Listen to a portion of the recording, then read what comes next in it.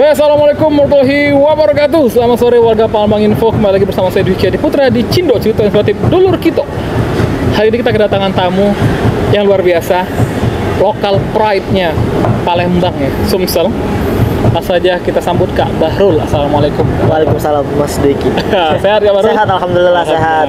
Caknya kita bertopi-topi hari ini ya. Iya. Kalau caknya nak mendung ini. Mendung. Nah, jadi setiap topi sebelum hujan. Kak Bahrul, jadi apa kesibukan sehari-hari Kak Bahrul? Kalau sekarang aktivitas full time di Satwa Amal Indonesia, ditugaskan dan yang mendirikan sekaligus juga ketua dari Satwa Amal Indonesia. Selain aktivitas di Satwa Amal Indonesia, juga sebagai guru juga di salah satu program pendidikan Satwa Amal Indonesia, yaitu PAUD Ceria. Dan ada peran juga di masyarakat sebagai ketua RT. Wah, Pak RT. Iya, ketua RT. Jadi udah 1,5 tahun diamanahkan sebagai ketua RT 30 di Kelurahan 910 Ulu. Weh, Pak RT ya. Iya. Mau Pak RT. Kak, nanti kan kita bahas tentang Satwa Amal Indonesia. Iya. Jadi kalau orang bertanya siapa sih Kak Bahrul gitu.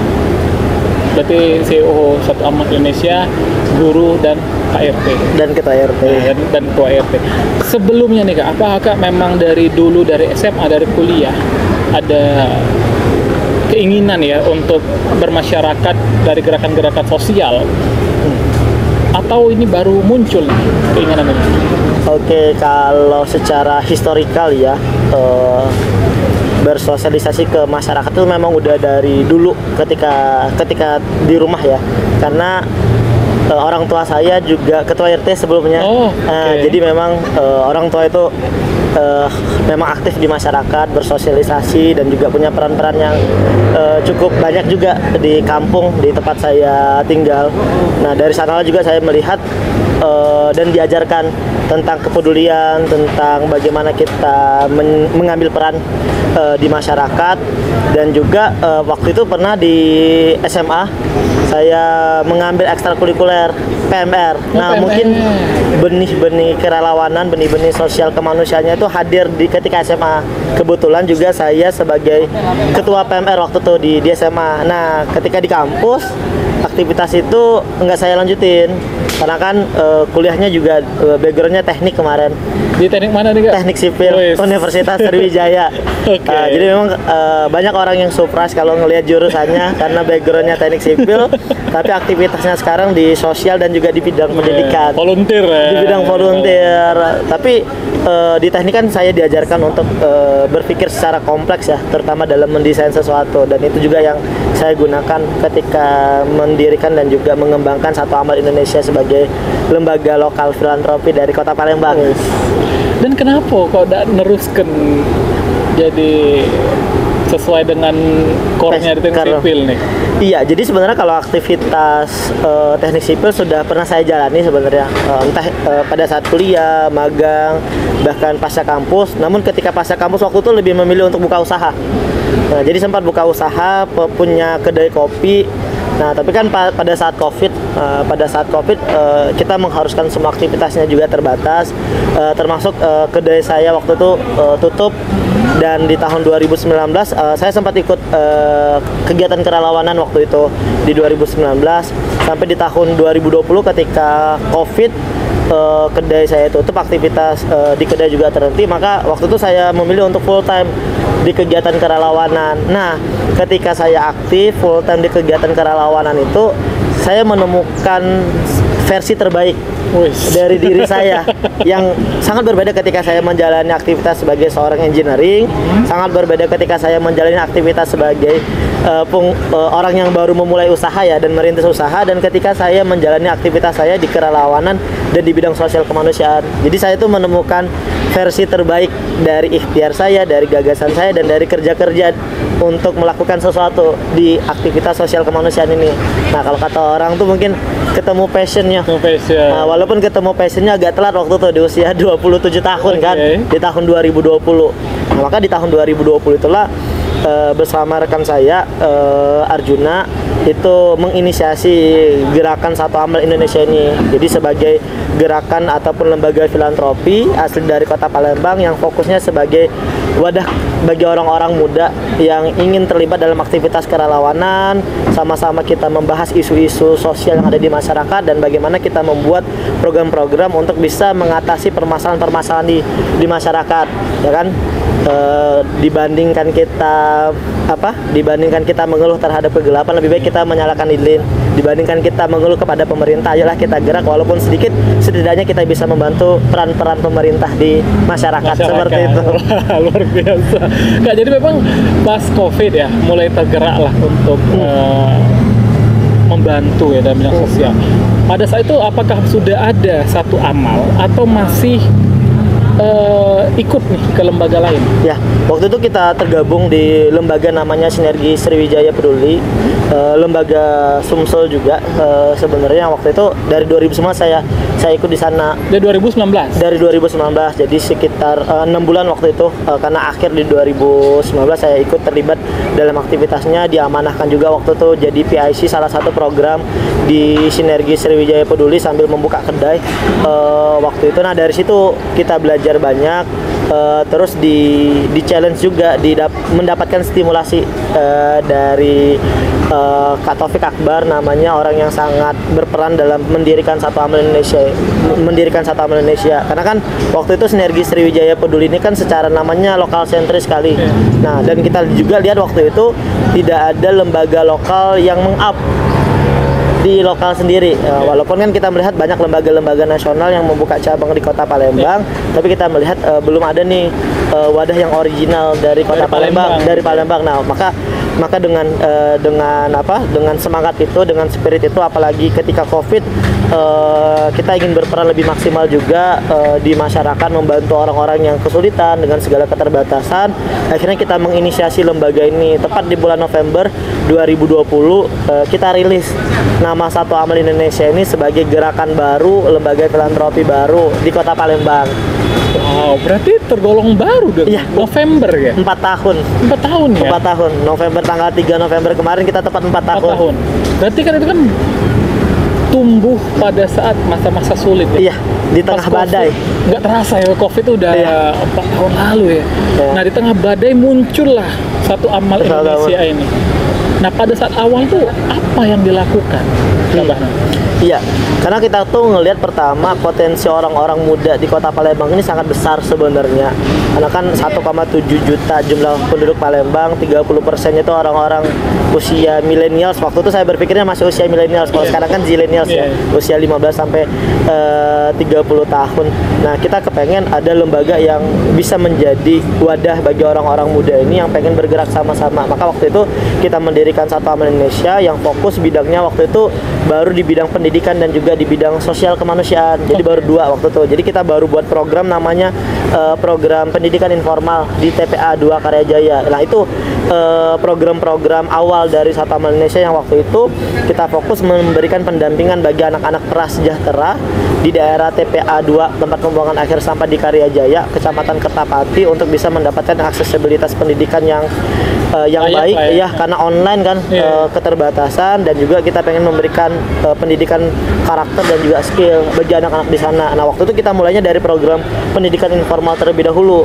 Nah, yang kedua kita fokusnya ke program-program sosial kemanusiaan. Karena COVID, kita lebih banyak program-programnya seperti program berbagi sembako, program berbagi makan. Termasuk waktu itu kita sempat buat namanya Satgas COVID di Satu Amal Indonesia, kayak penyemprotan disinfektan, pembagian hand sanitizer, pembagian masker.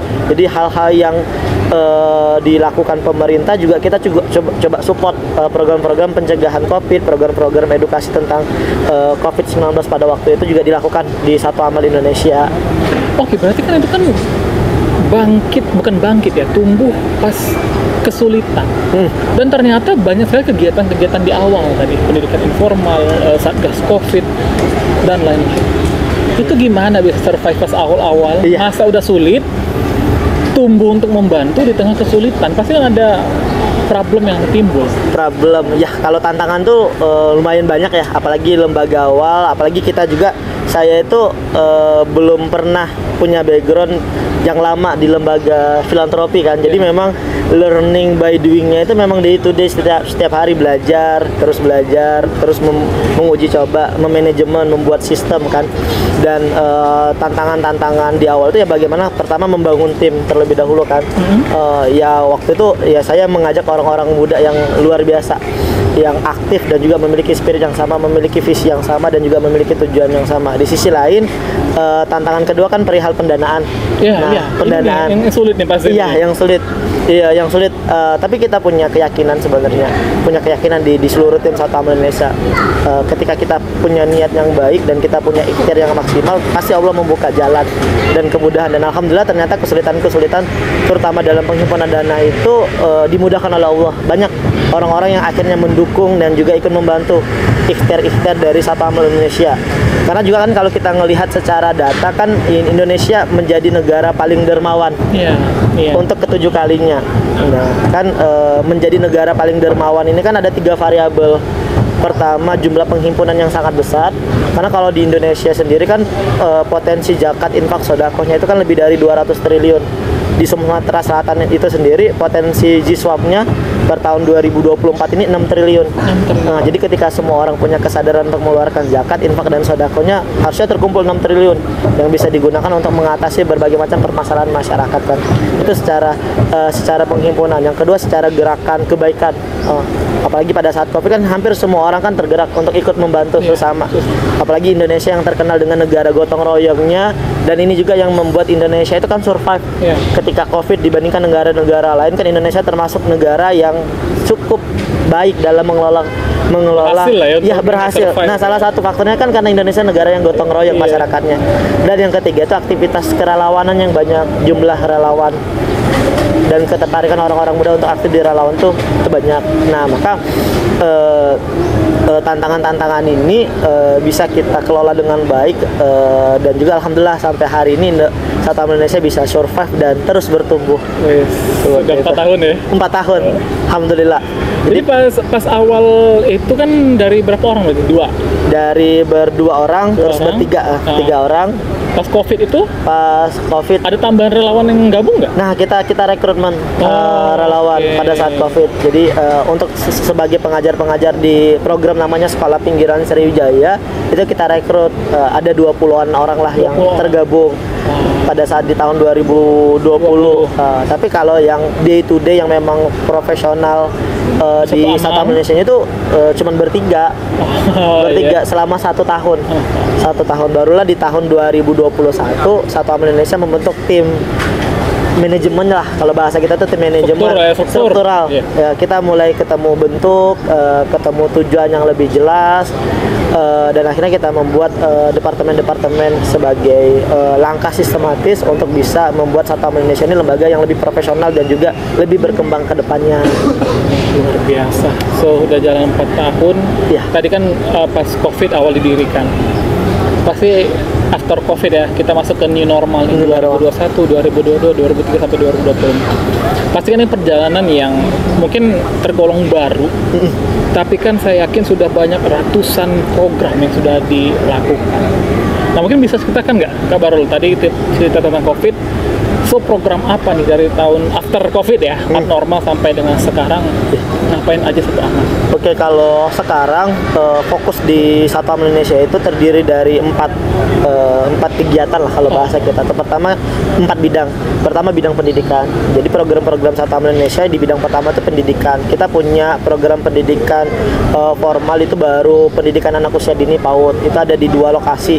Nah, pendidikan anak usia dini gratis bagi anak-anak prasejahtera. Yang pertama di wilayah TPA 2 Karyajaya, yang kedua itu di wilayah Kampung Sungai Pedado. Jadi alhamdulillah di tahun 2024 ini kita sudah punya 2 sekolah di 2 tempat berbeda. Ini Satu Amal yang mendirikan? Ada Satu Amal yang mendirikan, satu sekolah Satu Amal yang mendirikan, satu lagi Satu Amal melanjutkan dari komunitas yang terdahulu.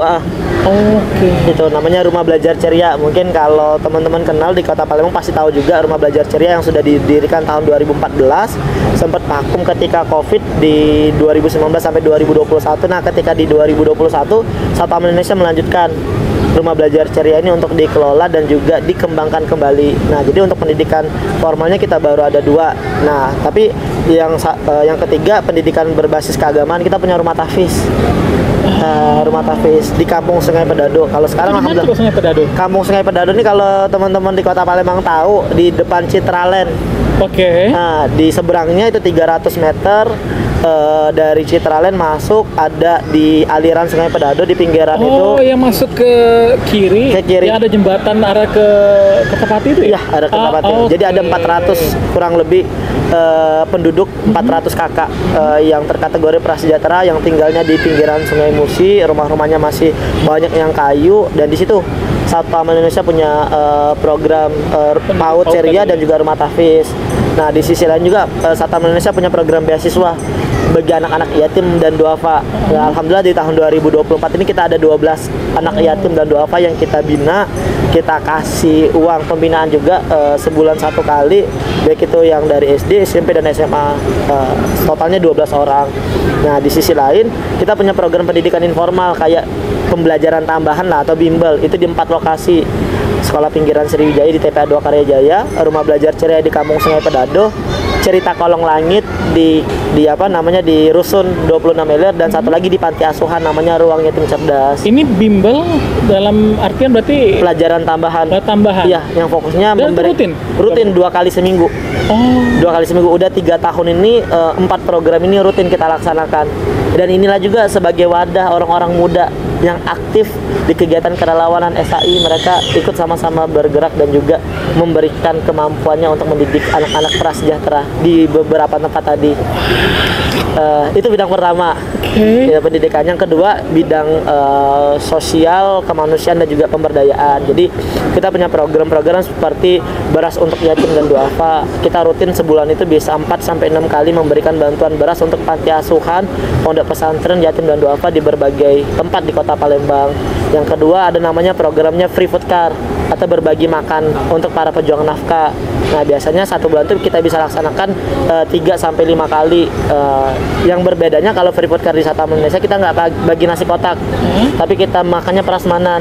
Nah, prasmanan karena kita pengen ada proses pelayanan dari relawan dan dari lembaga itu interaksi ya kepada masyarakat. Dan ternyata memang dari program ini biasanya berkembang. Ketika contoh misal ketika program Free Food Car kita ketemu Gojek, Mamang Gojek, terus kita ngobrol, ternyata Mamang Gojeknya ada anak yang berprestasi. Nah, anak yang berprestasi ini masuk ke program beasiswanya Satpam Indonesia.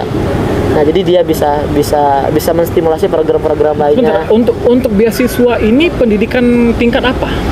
Kalau untuk saat ini kita ada 4 orang 4 orang tingkat SD, 4 orang SMP dan juga 4 orang tingkat SMA. Jadi belum terlalu banyak, tapi alhamdulillah setidaknya bisa membantu. Biasa loh. Udah 2 tahun ini program ini berjalan. Namanya beasiswa Generasi Harapan.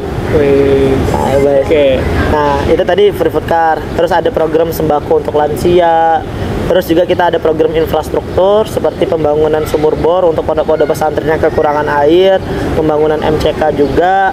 Terus ada pernah kita buat renovasi musola dan juga program-program lainnya yang di bidang sosial kemanusiaan. Dan yang ketiga itu di bidang kebencanaan. Nah, jadi alhamdulillah sejak tahun 2021 Satpam Indonesia fokus dan juga konsen untuk bisa merespon berbagai macam kebencanaan, baik itu yang terjadi di lokal Sumatera Selatan maupun di nasional. Di 2021 kita pernah turun di Lumajang erupsi Jawa Timur. Di 2022 kita juga kalau yang tingkatnya nasional kita turun ke gempa Cianjur.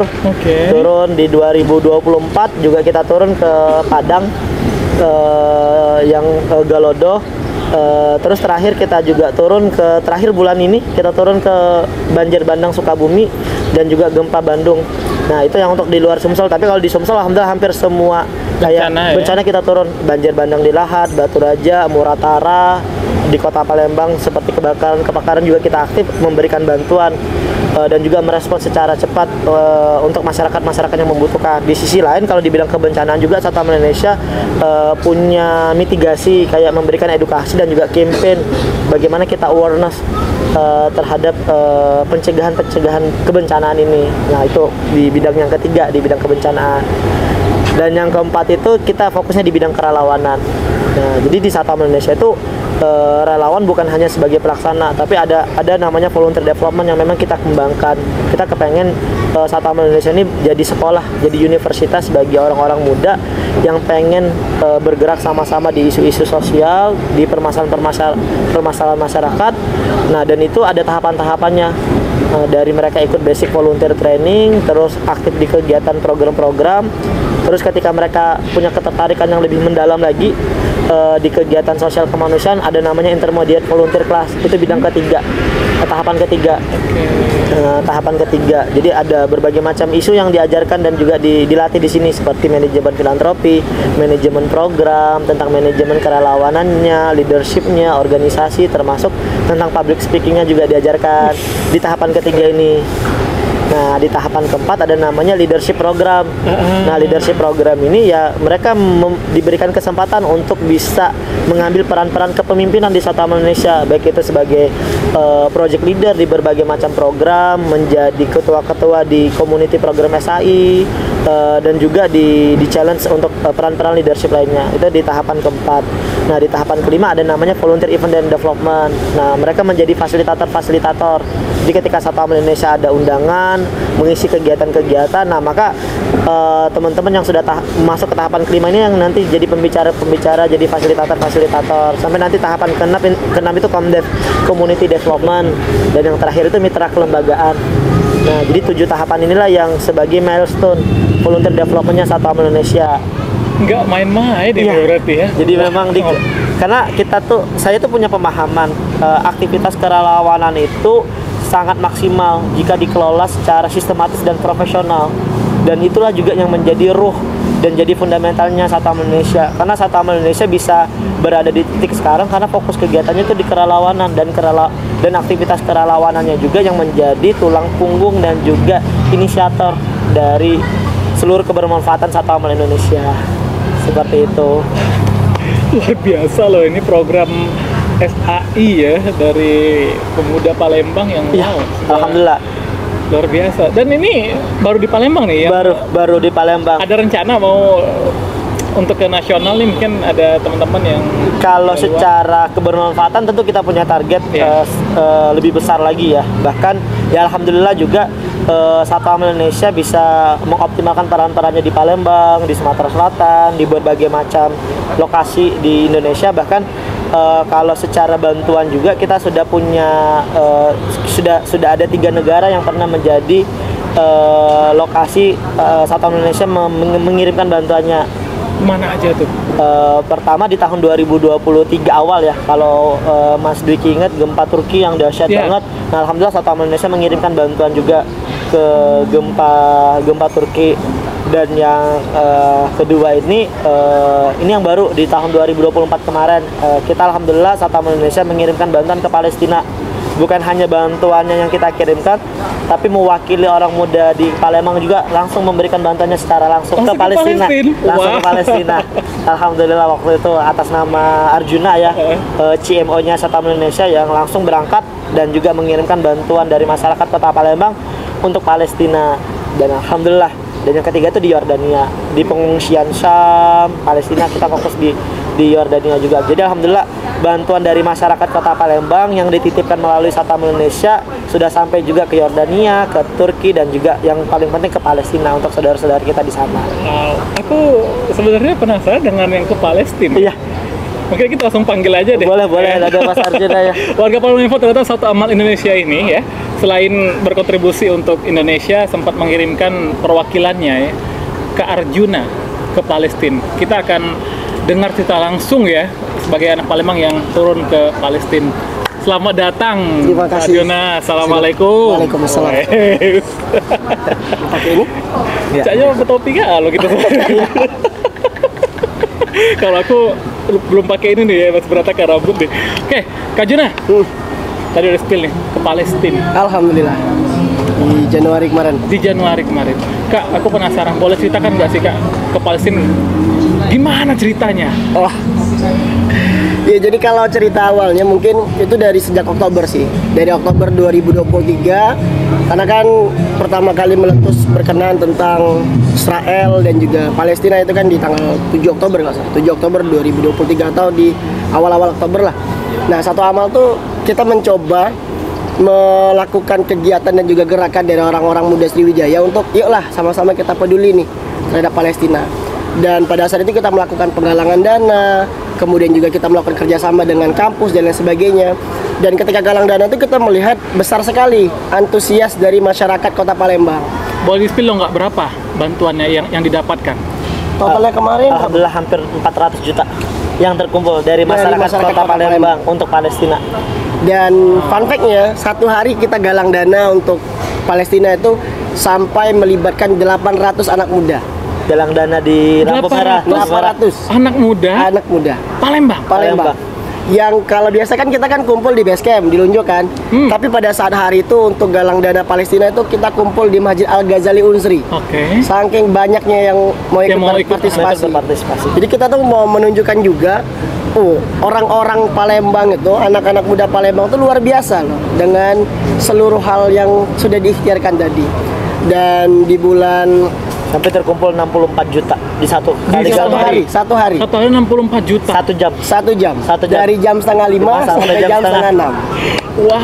64 juta. Itu galang berarti dana untuk Palestina. tersebar di berbagai jalan-jalan. titik. Iya di 4 titik waktu Di itu. 4 titik. 4 titik terkumpul 64 64 juta juta. dalam 1 jam. Iya. Dalam 1 jam. Itu ikhtiar orang-orang muda dari Kota Palembang yang ikut berperan dan memiliki kepedulian yang luar biasa untuk saudara kita di Palestina. Terus lo buka penggalangan dana berapa hari itu? Berapa lama? Waktu itu kita Biasa, 3 hari penggalangan dana. Terkumpul 400. Kalau yang via galang dana itu terkumpul kurang lebih 150 juta. Oke. 150 juta. Di sini kan kita punya penggalangan dana secara online, terus kita juga berkolaborasi dengan berbagai macam sekolah, universitas, komunitas yang juga punya kepedulian dan juga punya energi yang sama untuk membantu saudara-saudara kita di Palestina. Dan alhamdulillah selama kurang lebih 2 bulan dari waktu itu November, Desember terkumpul hampir 400 juta. Yang waktu itu kita bertahap memberikan bantuannya sampai ada 7 kali bantuan yang kita kirimkan ke Palestina. Sebelum pada akhirnya berangkat. Sebelum akhirnya memberangkatkan tim perwakilan. Nah, terus gimana ceritanya nih? Kak Juna nih.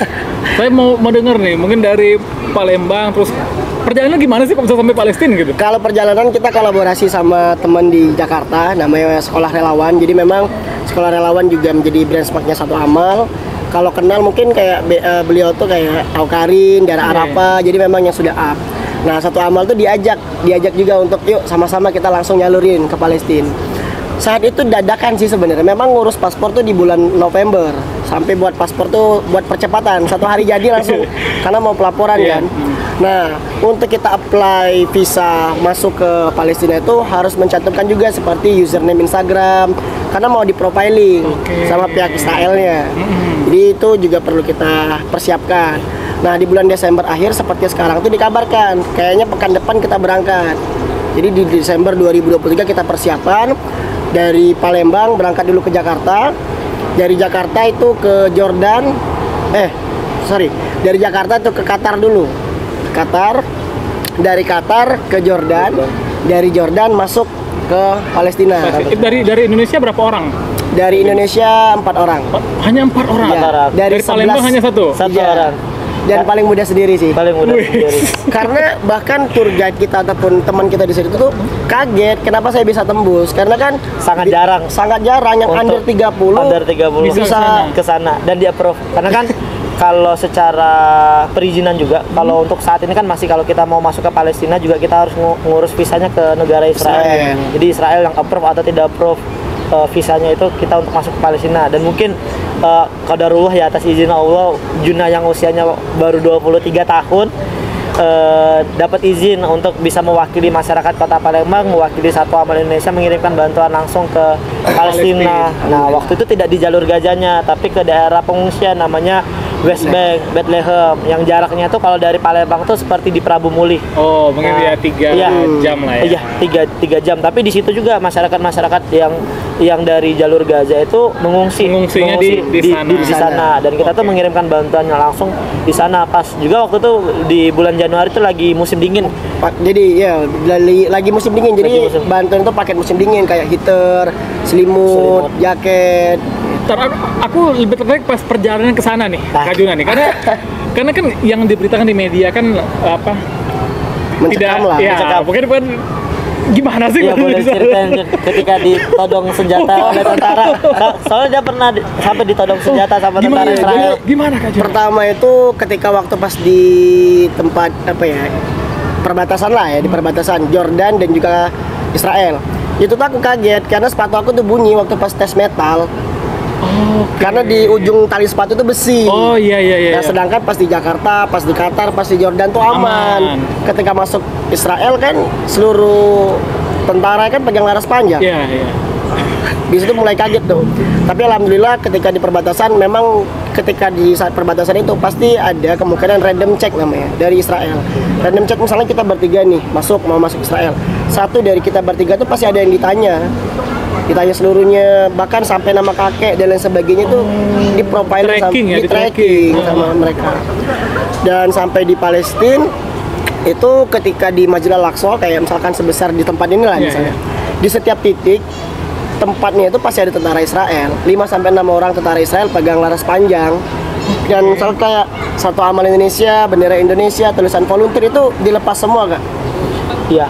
Karena kalau secara strategi juga kan kita nggak bisa tuh tiba-tiba masuk ke Israel dengan membawa visa untuk mengirimkan bantuan. Jadi strategi dari Sate Mall Indonesia dan juga Sekolah Relawan waktu itu menggunakan visa kunjungan, dan kita alhamdulillah sudah berkolaborasi dengan lembaga internasional asal Turki yang sudah menyiapkan bantuan di daerah Bethlehem. Jadi intinya kita punya strategi bagaimana kita masuk sampai ke daerah Bethlehem itu dengan strateginya kita tuh sebagai pengunjung, sebagai traveler lah, tapi alhamdulillah ketika di Bethlehemnya baru kita pakai rompi kita pakai branding kita, dan sebenarnya itu sangat mencekam juga ya. Sangat mencekam. Karena kalau ketahuan kan bisa-bisa kita bahkan setiap kali selesai perbatasan antara Yerusalem dan Bethlehem itu kan ada apa ya kayak perbatasan itu. Nah itu dicek. Bahkan pernah tentara Israel tuh buka pintu mobil terus tanya bawa senjata ada kata dia.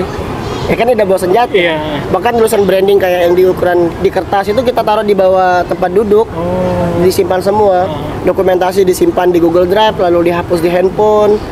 Nah, kalau yang di Yerusalem jadi ketika di Bethlehem penyaluran kita ambil dokumentasi terus diupload di Google Drive terus semuanya dihapus. Itu salah satu strateginya. Berarti benar-benar mencekam. Terus ngelihat saudara-saudara kita di sana itu gimana Kak Jun? Yang pastinya sedih sih, dan juga melihat mereka yang apa ya tertindas lah, karena hampir di semua titik di Yerusalem itu bendera Israel. Jadi bukannya masyarakat yang ada di Yerusalem itu tidak peduli, tapi lebih ketaruhannya nyawa juga sih mereka. Bahkan di setiap sudut di Yerusalem tuh CCTV semua Kak.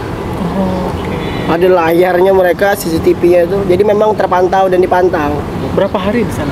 Kurang lebih selama perjalanan dan juga aksi itu kurang lebih 2 minggu. Kalau pas di Bethlehemnya berapa hari di sana? Pas di Bethlehem kurang lebih 2 hari. 2 hari. Penyaluran di sana. Yang panjang perjalanannya.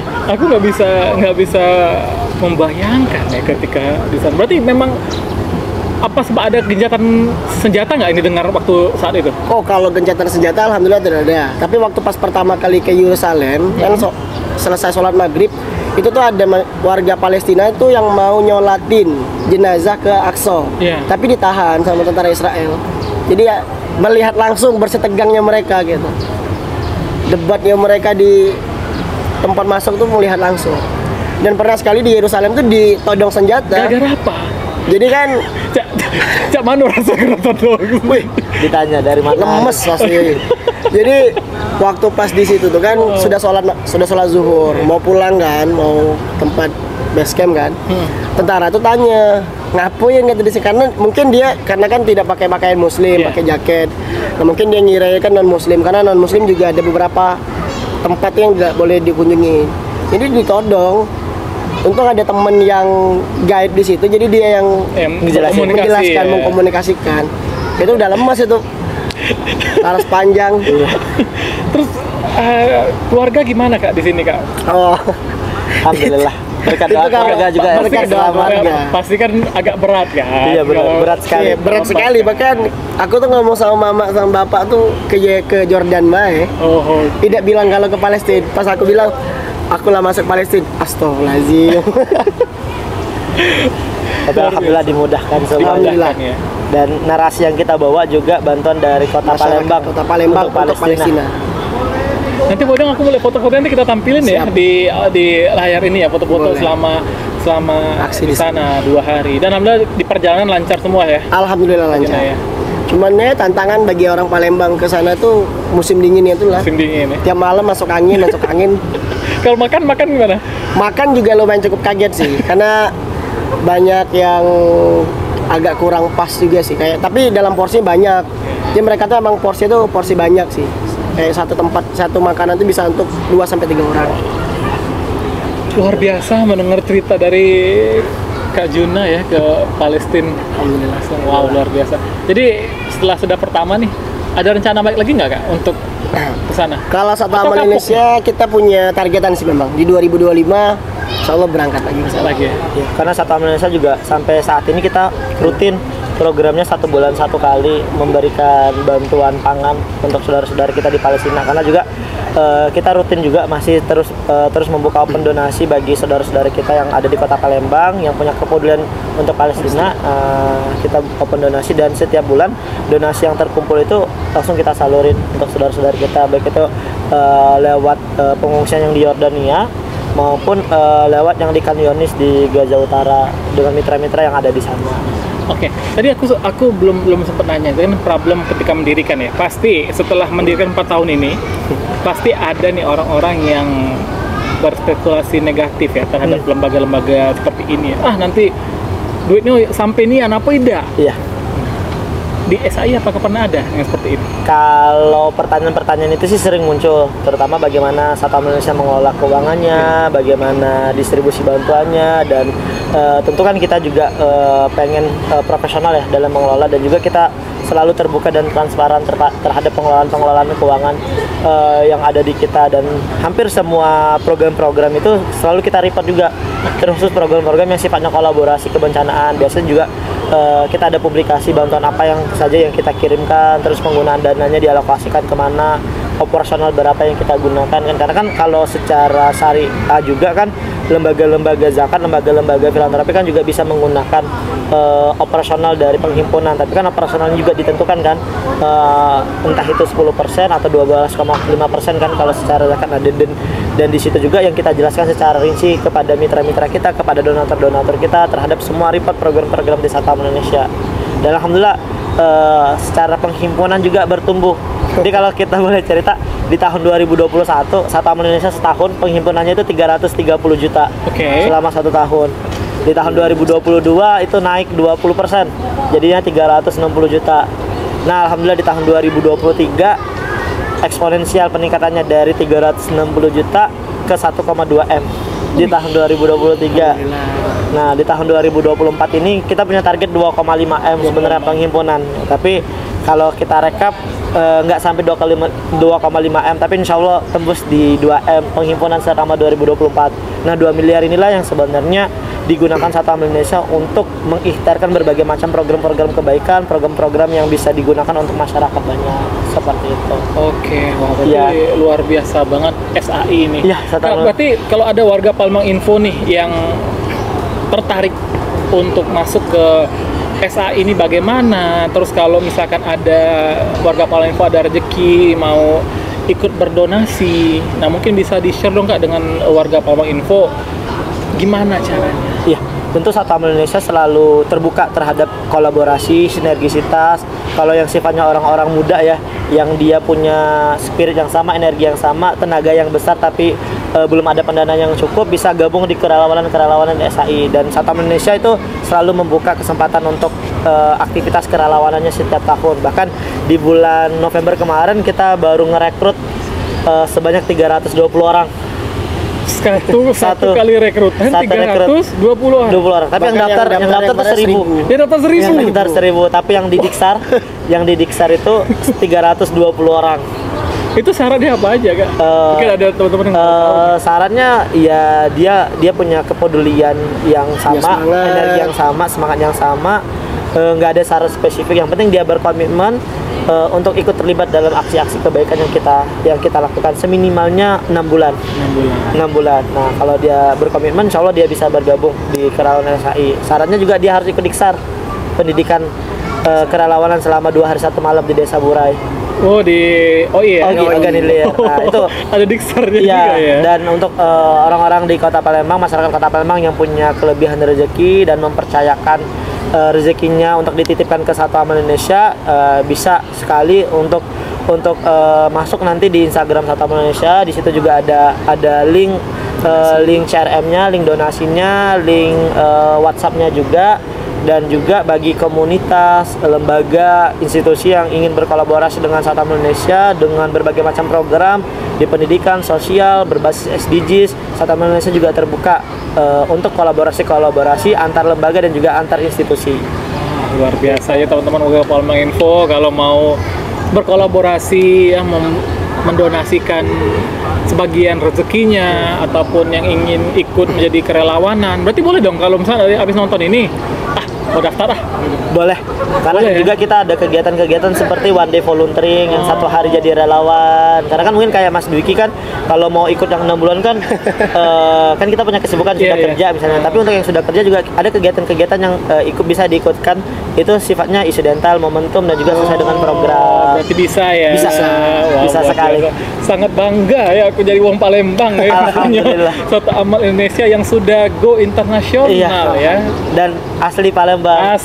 Karena banyak yang mengira Satu Amal Indonesia ini adalah cabang. Ya, karena namanya. Iya, karena namanya. Karena spirit kita, kenapa kita buat namanya Satu Amal Indonesia? Karena juga spirit kita tuh bukan hanya spirit lokal, tapi juga membuktikan bahwasanya orang lokal, lembaga lokal bisa memberikan kebermanfaatan di tingkat nasional bahkan internasional. Tapi kedepannya ada ini nggak sih Kak? Ada keinginan mungkin buka cabang nih di Jawa atau di mana? Ada keinginan nggak? Kalau secara keinginan sih sebenarnya kita masih tetap mau fokus di Palembang ya? Ke Palembang, karena untuk Palembang sendiri kan masih banyak permasalahan yang harus kita atasi. Jadi memang mungkin untuk 5 tahun ke depan kita masih fokus di Palembang dan Sumatera Selatan.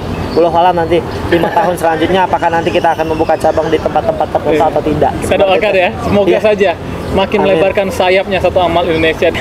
Terima kasih banyak Kak Bahrul dan Kak Juna untuk ceritanya. Ini luar biasa membanggakan ya warga Palembang dengan Satu Amal Indonesia. Saya doakan semoga sukses semuanya. Satu Amal Indonesia makin maju ya, dan juga mungkin tercapai ya 2,5 M, 3,5 M ya untuk untuk kebermanfaatan yang lebih luas lagi. Oke. Dan jangan lupa warga Palembang Info ya, tadi kalau mau dapat informasi tentang Satu Amal Indonesia langsung aja ke Instagramnya di Satu Amal Indonesia. Terima kasih warga Palembang Info, dan terima kasih untuk Utopia Collaboration Space yang sudah menyediakan tempat nyantai ya untuk nongki malam mingguan, dan juga terima kasih untuk kaos Nyenyes Palembang, kaos nyowong kita. Terima kasih banyak. Assalamualaikum warahmatullahi wabarakatuh. Waalaikumsalam. Thank you Bahrul, Kak Juna.